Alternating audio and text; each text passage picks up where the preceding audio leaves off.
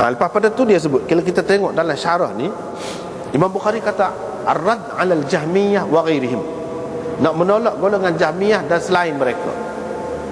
Jadi selain mereka ramai tu, tapi Imam Bukhari semua dia tekan Jahmiyah. Jahmiyah ni siapa?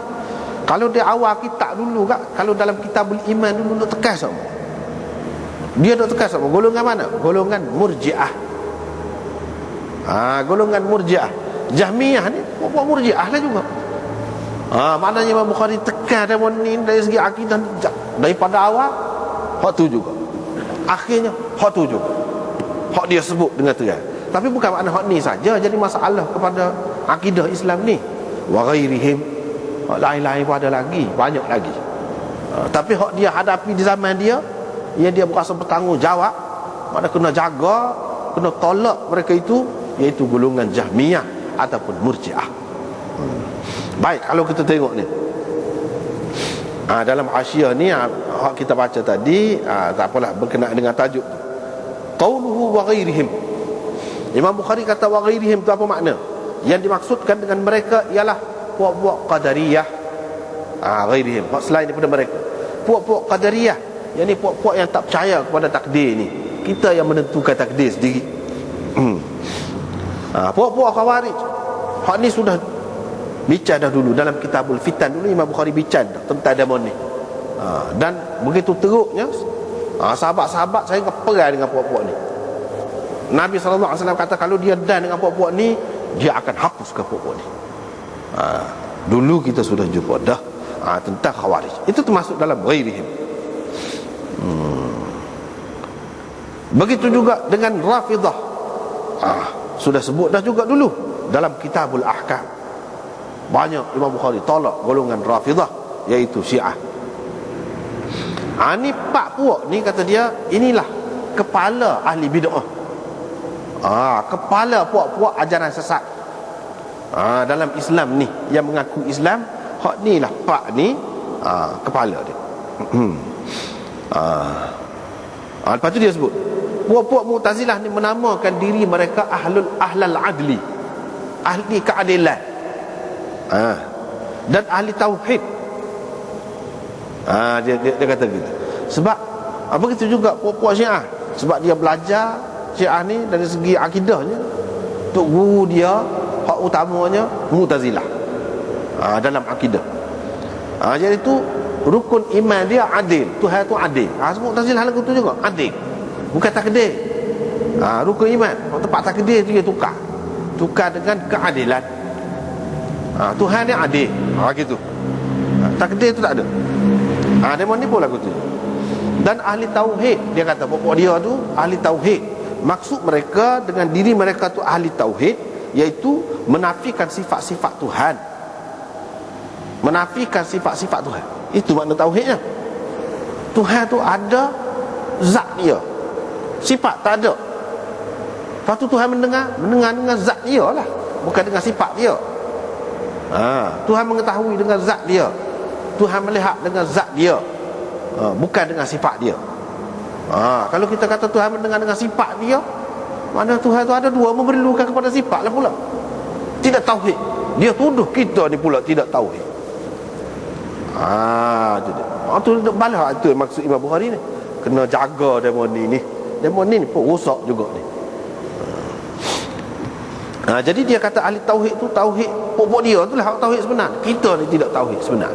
Sebab apa? Kita kata Tuhan ada sifat, jadi ada zat, ada sifat, dua perkara lah, tidak tauhid lah.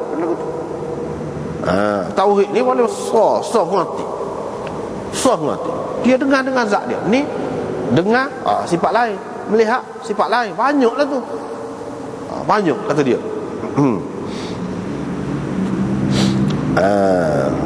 Jadi kalau kita menyabitkan sifat-sifat Tuhan, kalau kita kata Tuhan ni ada sifat dia, bermakna kita mentashbihkan Tuhan. Kita kata Tuhan ni serupa makhluk juga. Kita mendengar dengan sifat mendengar, melihat dengan sifat melihat. Jadi kalau begitu kita kata Tuhan ni serupa makhluk pula. Sesiapa yang menyerupakan Tuhan dengan makhluk, syirik kata dia. Jadi dia anggap syirik lah orang-orang yang terima Tuhan itu bersifat tu. Jadi dalam menafikan sifat Tuhan ni, puak-puak Mu'tazilah ni serupa dengan puak-puak Jahmiyah. Tu Imam Bukhari nak ayat. Serupa dengan puak-puak Jahmiyah. Puak-puak Jahmiyah ni lagu tu juga. Dia menafikan sifat Tuhan. Quran bukan kalam Allah, kata dia, makhluk. Quran ini. Dan kalau kita, dia kata, kalau kita berdoa dengan menyebutkan nama-nama Tuhan yang lain selain daripada Allah, nama zat dia tu Allah, hak lain tu kalau kita kata Sami, Rahman, apa, bermakna kita syirik. Kalau 99 nama Allah, kita syirikkan Allah dengan 99, kata dia. Syirik gitu. Lagu tu lah puak-puak Jahmiyah ni. Dia anggap gitu. Syirik, kata dia.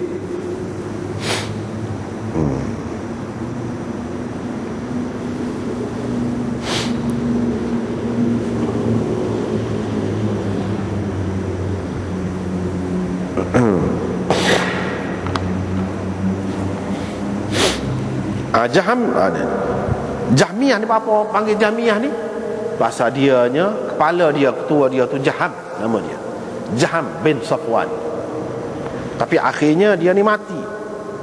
Bahasa orang Islam di zaman awal dulu perang nak hapuskan ajaran sesat ini.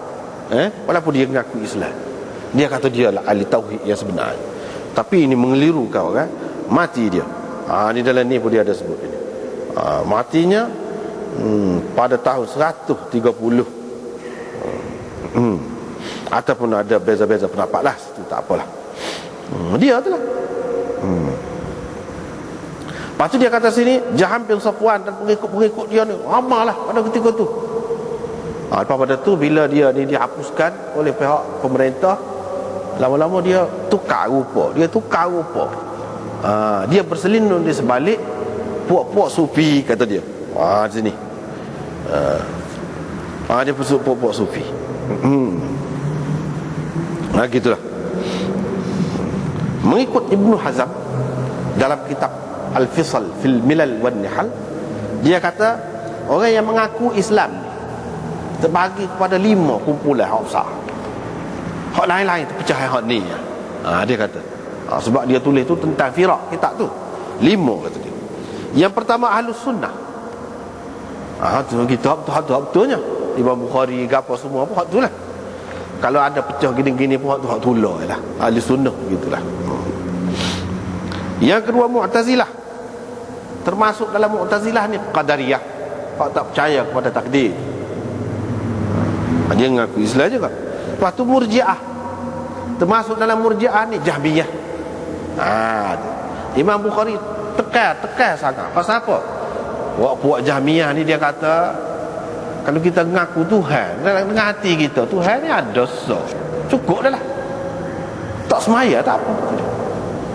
Masuk syurga tak masuk neraka. Kalau buat maksiat lah mana pun tak masuk neraka orang Islam. Sebab apa? Dalam hati dia ada akidah terhadap Tuhan, ada pada hak tu. Tu akidah dia. Kalau semua berhala sekali pun zahir, semua berhala buat benda syirik, siapa semua berhala, tak masuk neraka. Siapa setara tu? Ni bahaya ni, bahaya. Karamiyah. Ni pecahan-pecahan ni belakang. Lepas pada tu Rafidah. Masuklah Syiah, macam-macam Syiah, Rafidah. Ini golongan yang keempat. Ni pecahan yang keempat, Rafidah. Masuklah Syiah, macam-macam Syiah. Yang kelimanya Khawarij. Termasuk dalam puak-puak Khawarij ni Azariqah dan Ibadiyah. Inilah kumpulan hak besar.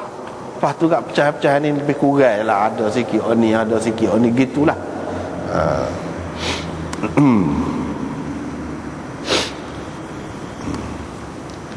Habis itu.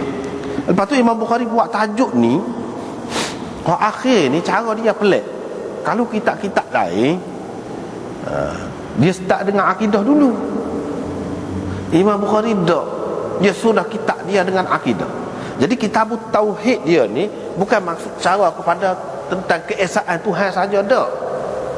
Kitab tauhid ini dia serupa dengan kalau dalam kitab-kitab lain, iaitu perbincangan tentang ilahiyat, ketuhanan. Ataupun hak ni termasuk dalam bab akidah, aqaid. Itu makna kitab tauhid di sini. Bukan berkenaan dengan Tuhan saja. Banyak lagi hak cerita tentang hak lain-lain.